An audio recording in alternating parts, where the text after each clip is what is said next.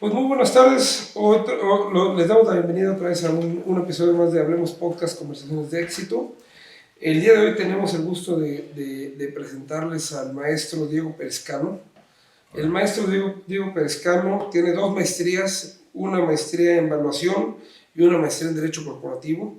Además, tiene un certificado de evaluación avanzada por NYU Stern. Es corredor público del Estado de México. Pues es un valuador reconocido en México, especialista en evaluación de intangibles, evaluación de empresas, perito evaluador en las principales empresas de evaluación de México. Diego, mucho gusto, bienvenido. Gracias por un gusto tenerte por aquí. Y la generosa presentación. Hoy vamos a hablar de tipos de sociedades mercantiles.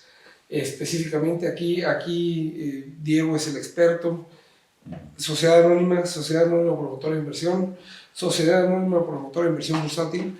Toma mucha relevancia hoy esta plática con los reglamentos y las leyes secundarias que se publicaron recientemente a la ley del mercado de valores y la posibilidad de hacer emisiones simplificadas, entender las ventajas y desventajas de cada una de estas de cada uno de estos tipos de societarios. Y Diego, pues bienvenido. Gracias. Platícanos un poco sobre las sociedades anónimas promotoras de inversión y las ahora que se van a volver famosas SAPIs bursátiles. Claro, pues digo, nos vamos a poner cachuche financieros. Tú eres financiero, yo también. Aunque bueno, pues la parte jurídica es muy importante en mi formación, pero creo que la manera de transmitirlo es a la gente de negocios más que volverlo una entrevista jurídica. La sociedad anónima pues tiene una tradición enorme en nuestro país y su conformación pues viene del derecho francés y decía, ¿no? Un voto por cada acción. Esto era lo que idealmente tenías en las sociedades anónimas de antaño, que dificultaba mucho integrar los negocios. ¿Por qué? Porque si tenías un socio que tenía un perfil más capitalista y tenías un socio de un perfil más industrial, al hacer una sociedad anónima, que es una sociedad de capitales, y que de alguna manera lo que se vuelve relevante es que se aporta un dinero para crear un negocio y vamos a decir que los socios son responsables para con la empresa y sus acreedores hasta el monto de su aportación. Eso es el famoso velo corporativo.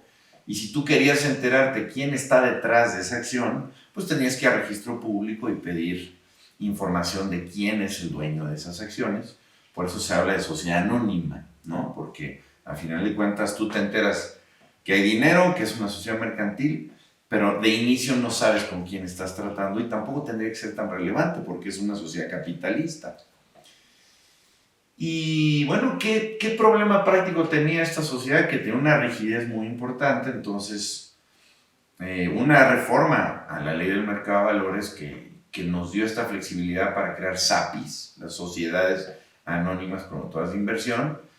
Y yo recuerdo que un querido maestro, el doctor Pedro Rodorica Leñero, quien le mando un saludo, a mí me platicó esta anécdota, que la película Amores Perros tuvo mucho que ver. Porque se hablaba que González Iñárritu decía que iba a ser una película muy exitosa, un guión muy atractivo para el público y que quien la fondeaba era el señor Vergara, el dueño de las Chivas, en paz descanse. Entonces tenían que buscar proteger los intereses. El señor Vergara, ¿qué quería? Aportar su dinero y decir, el cine tiene mucho riesgo, de lo que se recupera en taquilla primero cobro yo, antes que todos ustedes, ¿eh? Y el señor Iñárritu dijo, ok, sí, pero yo no quiero que usted opine sobre la película, ni que nos mueva el guión, ni que nos mueva los actores, pues como muchas veces se hablaba que en las Chivas, como buen dueño de un equipo, pues los dueños también tienen injerencia. Y cuando se revisó el marco regulatorio, no era posible hacer una sociedad así en México, salvo por firmar acuerdos paralegales. ¿Qué es un acuerdo paralegal? Pues firmar por debajo del escritorio que tú me debes y yo te debo y que si en un caso tú cobras, pues tú me lo debes por aquí y por acá. No funcionaba. Los famosos acuerdos entre accionistas, ¿no? Eso. Y se dice que se tuvo que hacer la sociedad en California. Bueno, pues como esta historia, hay muchas más donde el sistema es demasiado rígido. Y ustedes saben que cuando tú haces un negocio, si lo haces con tus compañeros de universidad, tienes el amigo ñoño, a lo mejor ese era yo, Tienes el amigo que tiene muchas relaciones, el que está de fiesta, el que está jugando dominó, el que conoce a todo mundo. Tienes a lo mejor el amigo contador, abogado, muy académico, muy de compliance, el ordenado. Entonces, estos perfiles de socios no eran fáciles de agrupar en una idea de un voto por acción. Al momento de que se permite con la sociedad anónima promotora de inversión tener otras clases y series de acciones, esto cambia completamente. ¿Por qué? Porque lo que quieren hacer los fondos de inversión es entrar y salirse, ¿no? Yo entro un tiempo, cuido mi inversión, la levanto y a los 5 o 6 años me salgo vía una estrategia de salida. Pues la estrategia de salida era muy complicada en la SCA normal. En la SAPI ya se pueden pactar desde que se creó causales de retiro, causales de exclusión, causales para amortizar títulos accionarios, mecanismos para evaluar en un punto cuándo me voy a salir. Digo, la ley habla de precio, lamentablemente hay una confusión entre costo, precio y valor en toda la normativa, pero bueno, la SAPI llegó a revolucionar todo y fue tan popular que generó cambios posteriores a la Ley General de Sociedades Mercantiles, pero me quedo ahí en entender los beneficios de la SAPI, que hay más beneficios todavía. Que dicho sea de paso, vale la pena mencionarlo, que el promotor de inversión no se refiere a que sirva para levantar fondos, hacer cosas por el estilo. Es una asociación que más bien promueve la inversión a través de dar la flexibilidad a los accionistas para poder participar en la sociedad con diferentes reglas, ¿no? Sí. Y en ese sentido yo te quisiera preguntar, Diego, una cosa que yo me cuestiono constantemente, y es si en la legislación mexicana existe la sociedad anónima promotora de inversión que tiene todas estas reglas, ¿por qué alguien abriría hoy en día una sociedad anónima tradicional? ¿O por qué mantendría una sociedad anónima tradicional como sociedad anónima en lugar de convertirla en promotora de inversión? Esta pregunta la tienen muchos clientes y es relevante porque la SAPI entra y revoluciona todo y parecía que la SCA iba a quedar obsoleta. Pero no fue así porque la SCA tiene un arraigo enorme. Prácticamente todos los abogados que salimos de las facultades, de las maestrías, pues somos peritos en sociedad anónima si es que realmente es abogado corporativo. Entonces, ¿qué pasó? Lo que se hizo fue al revés, es decir, si es tan exitosa la reforma a la ley del mercado de valores, que en todo lo supletorio está aterrizando en la Ley General de Sociedades Mercantiles, ¿por qué no llevar a la Ley General de Sociedades Mercantiles las partes que se pueden de la SAPI, o sea, lo que no contradice la Ley General de Sociedades Mercantiles? En particular tenemos 3 principios que se llevaron de la SAPI a la sociedad anónima sin generar una contradicción en su texto. En la SAPI tú puedes pactar derechos económicos que no respeten un derecho a reparto de utilidades vía dividendos o vía alguna otra alternativa en el artículo 17. Es decir, el artículo 17 de la ley te dice que cualquier disposición que tú pactes limitando el derecho de un socio a recibir utilidades de su negocio es nulo. La ley del mercado de valores rompió ese principio. Entonces, por eso el señor Vergara pudo hacer eso con Amores Perros, porque dijo: antes que cobren ustedes, cobro yo. Eso no se puede hacer en una SA. Porque si tú dices, primero cobro yo y después ustedes, me estás limitando el derecho a yo cobrar la participación que me toca de ese negocio, porque generó utilidades y voy a tener derecho a dividendos. Eso se rompe. 2, la sociedad anónima tiene prohibición de adquirir sus propias acciones, salvo por adjudicación judicial.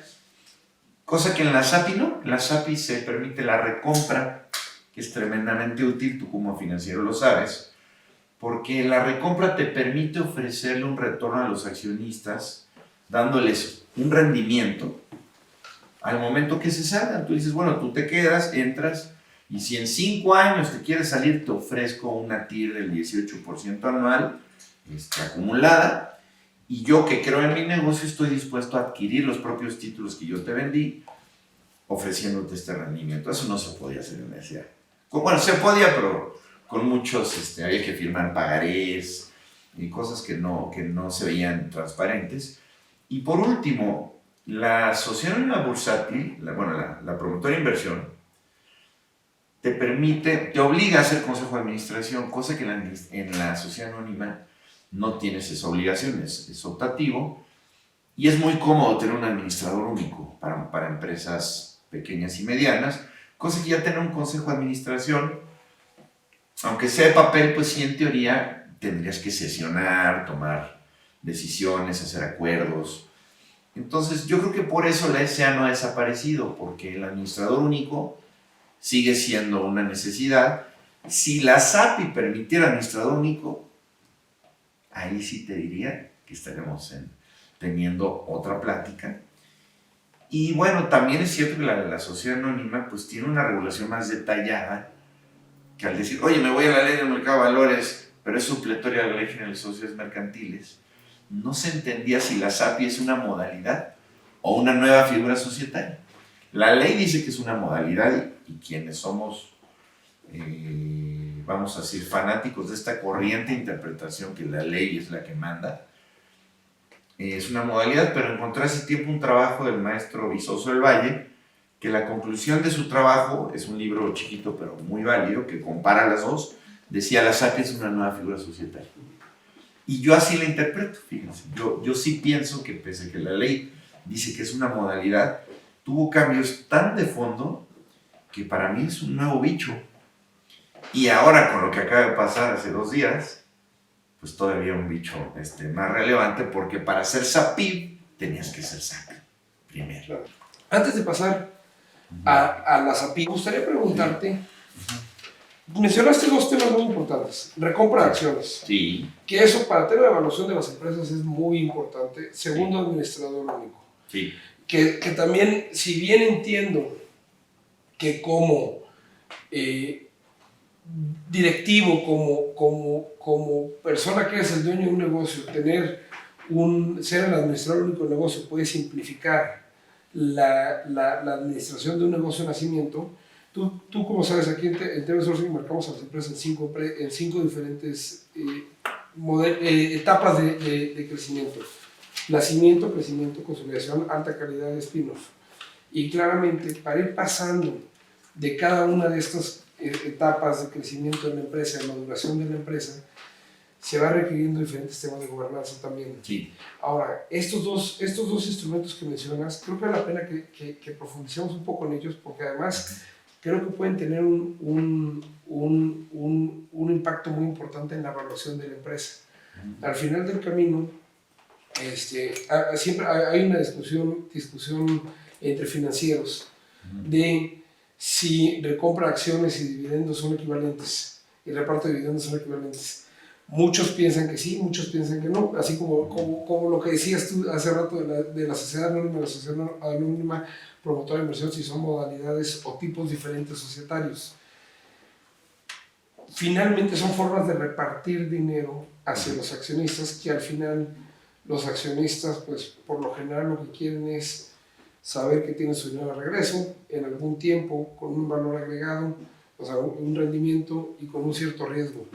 Entonces, son mecanismos de ir devolviendo dinero a los accionistas, sí, y tienen diferentes tratamientos fiscales. Eso. Que eso también hace que la estrategia que se tome para devolver dinero pueda cambiar la evaluación o no de la empresa, porque es el valor presente neto del dinero en la bolsa del accionista, ¿no? Sí. Entonces, me gustaría pedirte que profundices un poquito más en cómo es la recompra de acciones, cómo funciona el mecanismo de recompra de acciones hasta donde lo conoces, comparado con, si puedes compararlo, lo comparamos ahorita con el reparto de dividendos, y por otro lado, en las ventajas o desventajas que puede tener empezar con el administrador único, ¿no?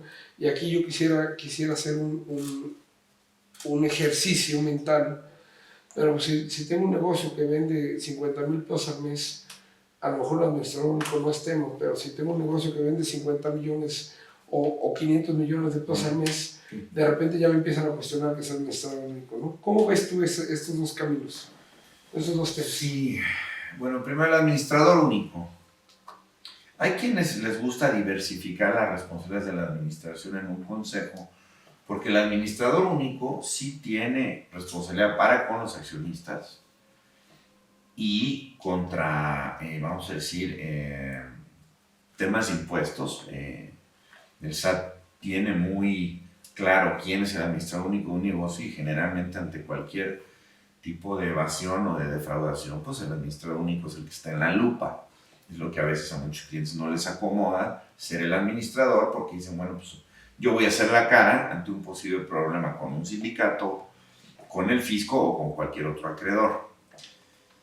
El Consejo de Administración pienso que reparte estas decisiones en un consejo, en un órgano colegiado, y de alguna manera, pues si tú sesionas como consejo y dices, bueno, vamos a decidir que vamos a despedir a un trabajador o que se va a hacer este tipo de movimiento contable y fiscal, bueno, pues digamos que ya el responsable no es uno, casi para decir, ok, si usted hizo algo malo, pase y tómese la foto en la ficha, ¿no? Entonces, la principal preocupación de mis clientes es la parte de responsabilidad. No tanto de su patrimonio, sino responsabilidad para efectos fiscales, penales, corporativos, todo esto. Ahora, en la SA los porcentajes de minorías son más altos. ¿Okay? Esto era muy relevante porque yo tuve un profesor, el licenciado Miguel Camposeco, que le mando un saludo, que me decía, a ver Diego, si tú quieres entender una sociedad anónima, tienes que entender teoría del Estado. Es un Estado chiquito y las minorías son muy importantes. En Introducción al Estudio del Derecho nos hacen leer un libro de Ferdinand Lasalle que se llama ¿Qué es una Constitución? Y te habla que hay factores de poder y que estos grupos representados en un congreso hacen que una iniciativa de ley lleve los intereses de todos. En la sociedad anónima es igual. Porque si tú no tienes control de una empresa y eres una minoría, pero una minoría que no le alcanza a hacer muchas cosas, porque la ley pacta porcentajes muy altos para oponer acuerdos, o en su caso, por ejemplo, para convocar asambleas o para ejercer la acción de responsabilidad. Entonces, ¿qué es lo que pasa? Si tú eres titular de un 15% de las acciones de un negocio, pues una SA no te sirve para nada, no te alcanza para nada en la mesa de las decisiones, cosa que en la SAPI se redujeron esos porcentajes al 10%. Entonces eso cambia radicalmente y también se redujo el porcentaje que se requiere para oponer los acuerdos.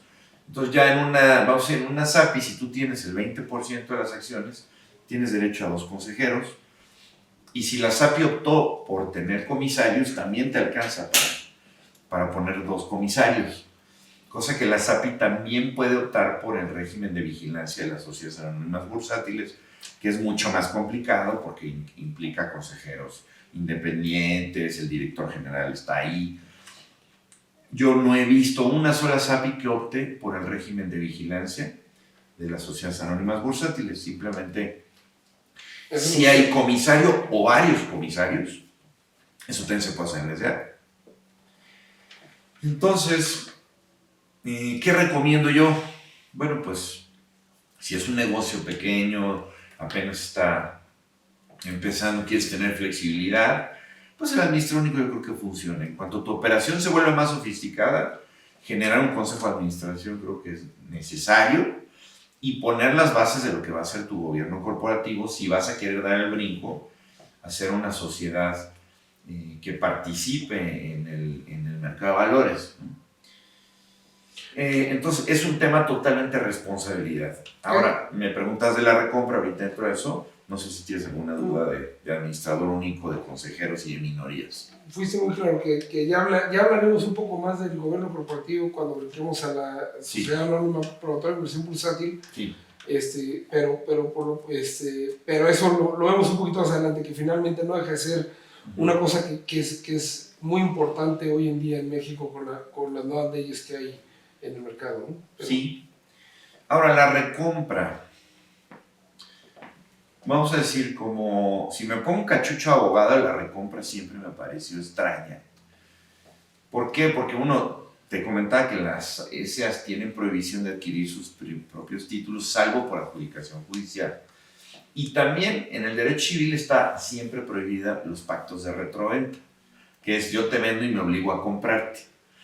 Entonces la recompra no participa de esta prohibición a la retroventa y además a mí me parece una gran opción de capitalizar a tu inversionista porque hay dos maneras de ganar dinero. Por la plusvalía del precio de tu acción, ¿cómo se logra generalmente eso en un negocio? Un negocio que genera utilidades, retiene utilidades, las deja en su capital ganado y eso forma parte de tu capital contable, que es lo que nosotros valuamos al momento de determinar el valor de los títulos accionarios. Entonces, ¿cómo ganas dinero? Valor final entre valor inicial menos 1. Esa diferencia te dice que hubo un rendimiento, esa variación. O la otra es el reparto de dividendos. Se revisa lo que quedó de utilidades en un ejercicio, la famosa QFIN. Y si hubo QFIN y ya están amortizadas las pérdidas pendientes en la sociedad, entonces te puedes repartir dividendos. ¿Qué problema tiene el dividendo? Que tiene un impuesto adicional cuando esa persona es física. Entonces, generalmente pues, los socios de las empresas tienden a ser las personas físicas, los que quieren su lana de vuelta. Entonces, de por sí, pues traes una tasa muy alta, no muy alta, vamos a decir 30% en las empresas, pero si el dinero va a dar a una persona física, se vuelve 35%, más el 10% de las utilidades. Entonces, si te das cuenta, pues la carga fiscal se va aumentando bastante. Entonces, por eso muchos clientes dicen, no, yo no quiero, de por sí ya pagué utilidades en la QFIN, ahora todavía me vas a cargar una parte más si es que soy persona física, me vas a cobrar una parte más. Si es un impuesto al dividendo, pues mejor opto por la recompra.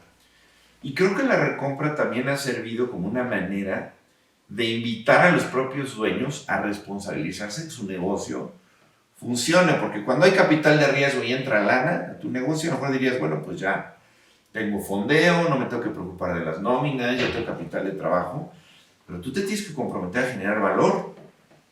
¿Y qué mejor manera de comprometerte a generar valor que ofrecerle al inversionista un rendimiento por encima del costo de capital o de lo que están repartiendo los instrumentos libres de riesgo en el país? Entonces, lo que me gusta de la recompra es que permite que el interés compuesto viva dentro de los títulos accionarios y tú sabes que si no cobraste el primer año, pues te formas. Claro. Y dices, lo que yo aporté ya tiene 18% anual que se va a saldos insolutos. Y otra vez, 18 anual, saldos insolutos. Entonces, si tú le tienes tanta fe a tu negocio, hay un autor que nos gusta mucho en materia de riesgo, Nassim Taleb, que dice skin in the game, ¿no?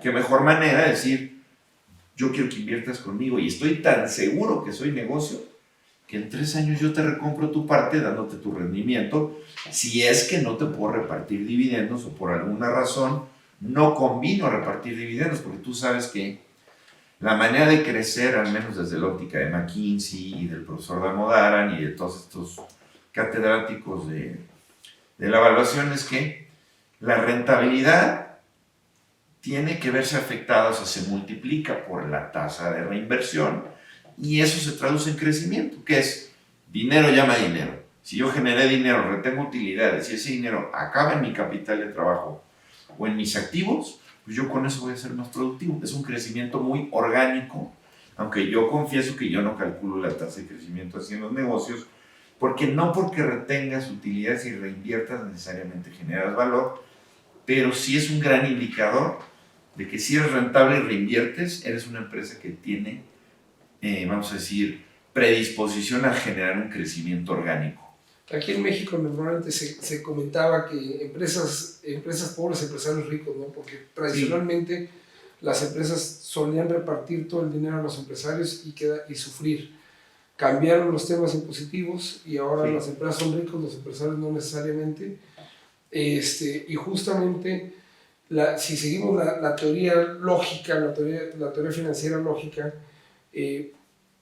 pues una empresa debería repartir el dinero siempre y cuando no sea capaz de generar más valor quedándose con el dinero que lo que es capaz el inversionista de hacer por fuera, ¿no? Esa debería ser la lógica que todos deberíamos de seguir. Tristemente, normalmente las decisiones se toman de otra forma. El reparto de dividendos o la recompra de acciones se toma por diferentes razones que no necesariamente tienen que ver con el valor que se le da al accionista al recomprar o al retener. Un ejemplo En estos días se ha vuelto famoso que Warren Buffett ahorita tiene un stock de capital líquido muy importante y mucha gente dice, ¿por qué no lo reparte? Y él dice, porque yo estoy convencido de que voy a poder dar más valor a mis inversionistas a través de reinvertir ese dinero que si se lo reparto y ellos lo reinvierten solos. Muestra es que el precio de la acción ha crecido mucho más allá de lo que crecen las utilidades. Entonces finalmente es el que quiera salir que venda acciones a un mejor valor y entonces tiene una utilidad por el precio de compra y venta de las acciones y no por el reparto de dividendos. Así es como debería ser el análisis que todo el mundo haga. Lamentablemente no se hace así. En parte en México no se hace así porque las empresas tradicionalmente han tenido muchos problemas para llegar al mercado de valores. Sí. Recientemente se aprobaron las nuevas disposiciones de secundarias para la ley de mercado de valores que crea un mercado o ponen las bases para crear un mercado de lo que le llamamos mid-cap, o sea, capitalización mediana, sí. y high yield, que es mayor rendimiento, ¿no? Sí.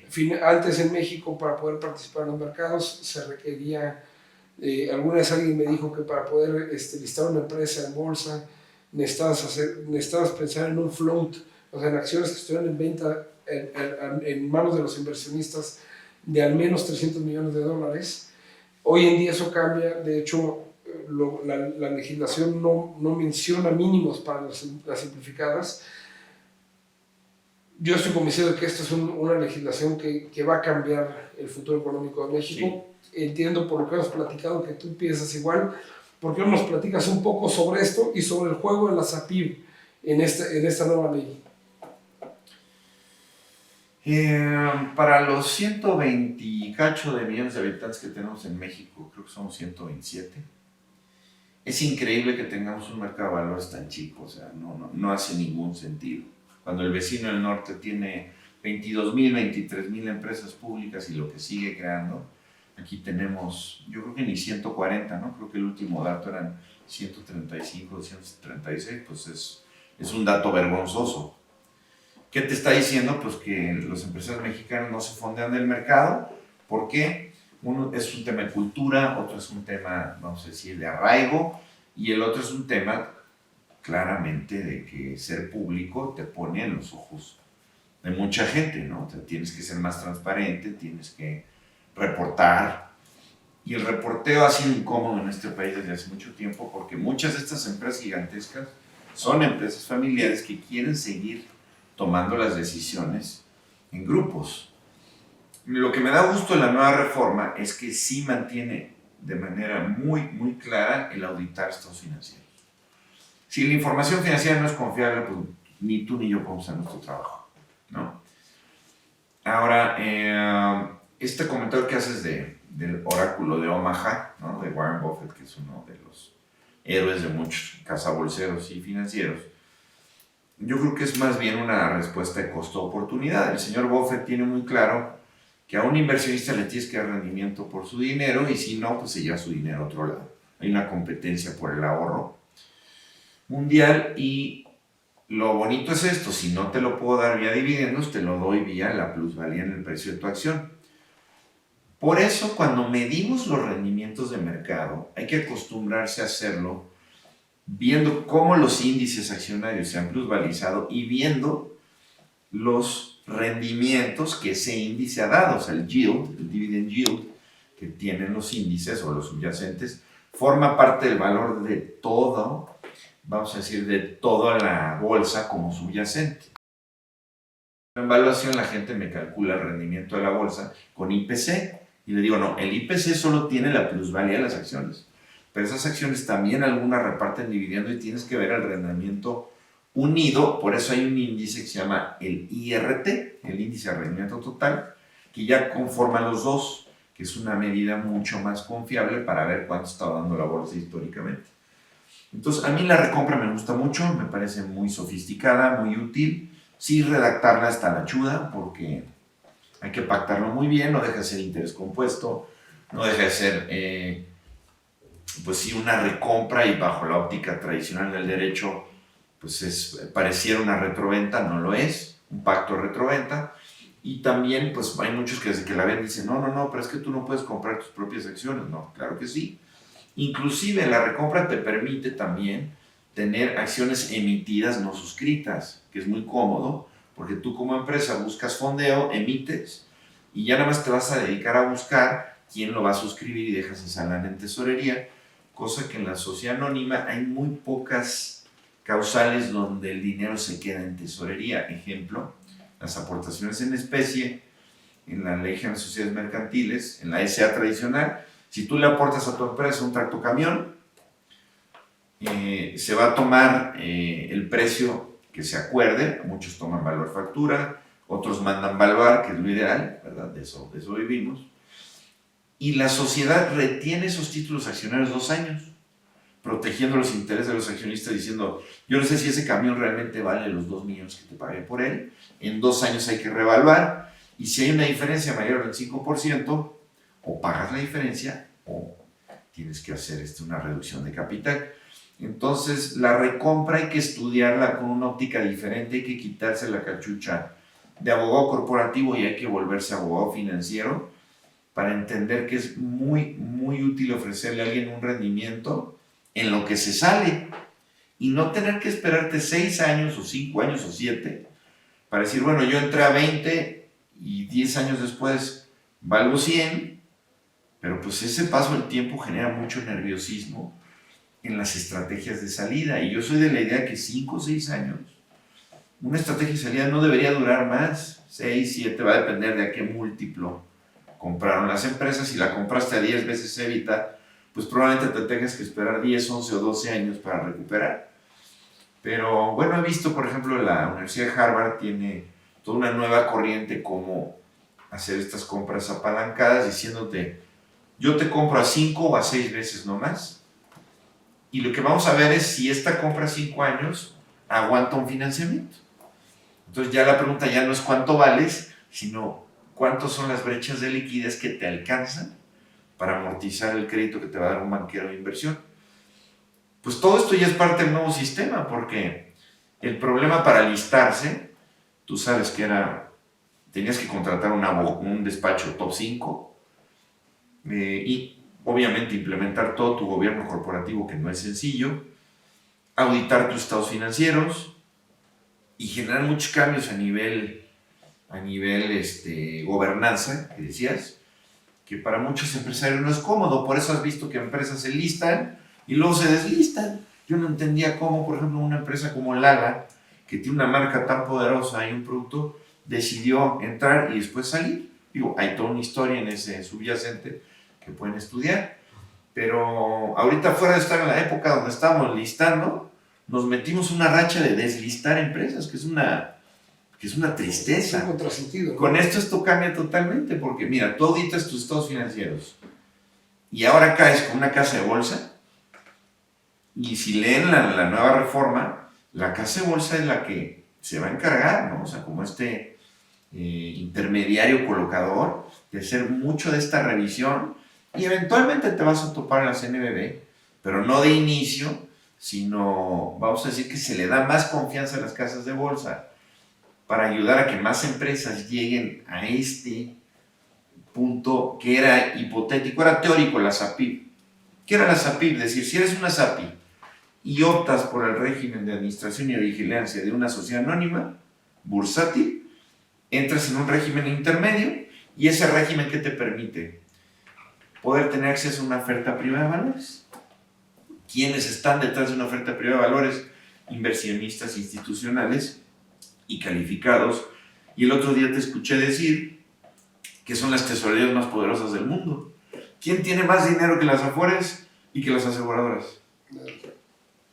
Pues entonces imagínense el dulce que nos acaban de vender. Es decir, si tú tienes tu SAPI, decides implementarle gobernanza, auditas bien tus estados financieros, pones tu consejero independiente, todo lo que implica una gobernanza estilo bursátil, una vez que lo logres, de la mano de una casa de bolsa, vas a poder capitalizar tu negocio con las Afores, con las aseguradoras, o en algunos casos, pues dar ciertos pasos como emitir deuda.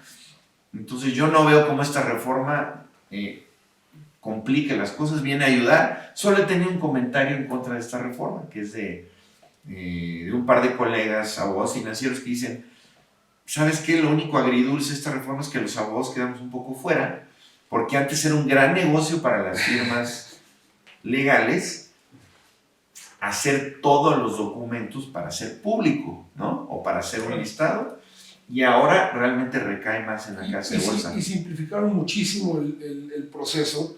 Finalmente, el proceso, como bien lo mencionas, existe la nueva ley del mercado de valores, la SAPI bursátil tradicional, que si cumples con los requisitos tradicionales del listado, puede invertir cualquier inversionista en ella, no tiene que ser calificado, y existe el nuevo régimen simplificado en el cual ya no hay que hacer tantos documentos legales, pero pueden participar nada más inversionistas calificados e institucionales. Sí, antes parecía que estaba reservado, ¿no? La oferta privada ahora se abre.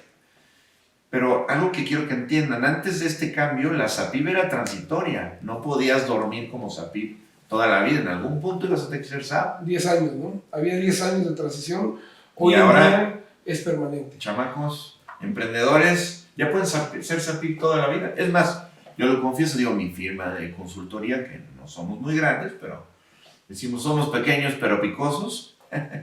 Yo ya estoy pensando en hacer una transformación a SAPI primero Y después y darme el brinco a SAPI pues en cuanto realmente veamos que tenemos el presupuesto para generar una gobernanza y las ganas de respetarla, porque generar un comité de prácticas societarias, un comité de auditoría, pues hay que pagarle a consejeros, hay que sesionar, hay que formalizar actas, entonces sí tiene un costo regulatorio que yo no creo que sea para nada grave, pero si de premio tienes la idea de tocar la campanita en los mercados, pues también se vale soñar. Yo pienso que en este país los héroes debieran ser, los héroes mediáticos, los empresarios, no necesariamente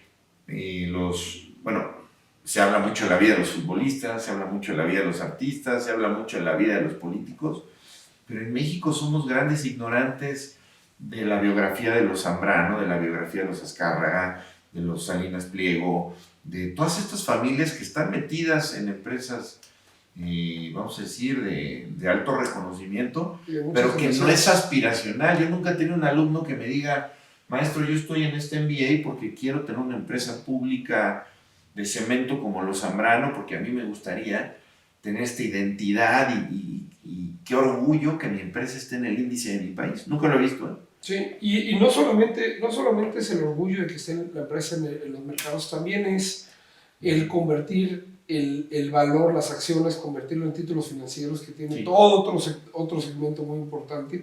Pero lamentablemente se nos acaba el tiempo de este podcast. Fue un placer estar contigo, Diego. Gracias. Muchas gracias por acompañarnos. Sin duda hay mucho más de qué hablar de estos temas y seguiremos platicando con ustedes. Muchas gracias a todos por escucharnos. Bienvenidos a Hablemos Podcast, Conversaciones de Éxito. ¿Y puedo cerrar con un comentario? Por supuesto.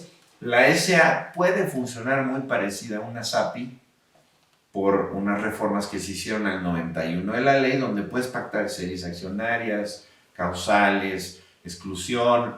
El 198 habla de derecho de venta conjunta. Muchas cosas que antes solo eran de SAPI están en la SA, pero realmente no pudieron tomar lo más valioso de la SAPI, que fue lo que hablamos hoy: recompra, limitar derechos económicos, quitar derechos de voto. Muchos de los temas que ya son, vamos a decir, más de banca e inversión, no están en la SA. Pero bueno, si tienes inquietud de mejorar tu SA, ya lo puedes hacer, ya lo puedes dejar casi como una SAPI, y ya te estamos dando ahorita, Pedro y yo, el incentivo para que algún día pienses en la SAPI para llegar a ser SAPI. No solo es fondeo, es un tema de ser más institucionales y de ser mejores empresarios. Y ser mejores proveedores y mejores patrones y mejores clientes. Sí. Pues muchas gracias a todos, bienvenidos y los esperamos verlos en el siguiente episodio. Gracias.